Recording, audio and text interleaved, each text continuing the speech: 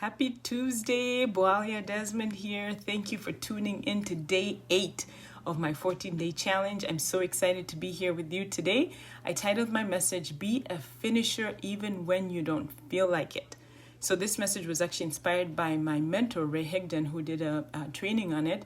And I think, you know what, it's so relevant. We start so many things, right? So many things. How often do we start things and we never finish? Like I think about the times when I stand in front of a kitchen sink full of dirty dishes and I'm thinking, you know what? I don't even want to start this thing, much less finish. But you know what? We have to learn how to be finishers of the things that we start, right? I'll do those things tomorrow. Not only do we have to finish the projects that we start, we have to start on the daily activities that are going to move us towards the goals that we're trying to achieve.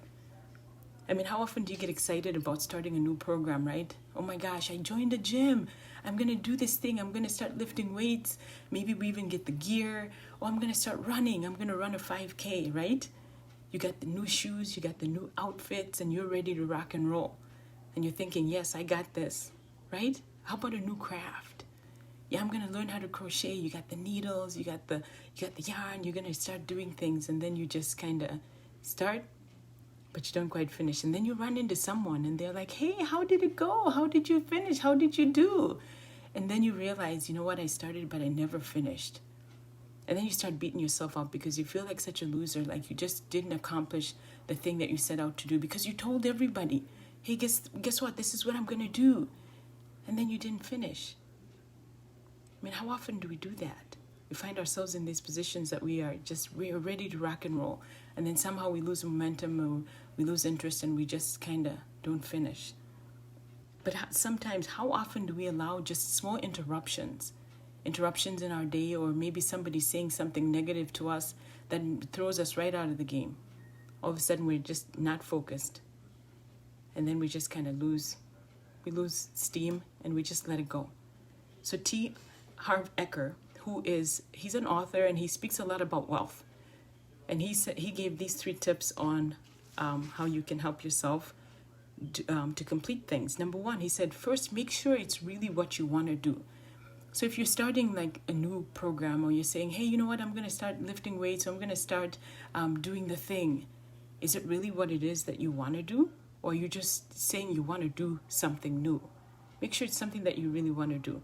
Number 2, have the discipline. Okay, make it a priority so that you can say to yourself, I won't move on to number 2 until I get this thing done. So make it a priority. Have the discipline enough to get that done before you move on to the next thing. And then number 3, if it's a personal development type goal or thing that you are starting, ask yourself, why am I self-sabotaging? What is it that's making me self-sabotage? You know, is it a fear of failure? Or is it a fear of success? You know, I had to come down to, and ask myself one time, what am I really afraid of? Because, sometimes we're afraid to succeed. We're afraid, can I really do it? And then what's going to happen when I do make it?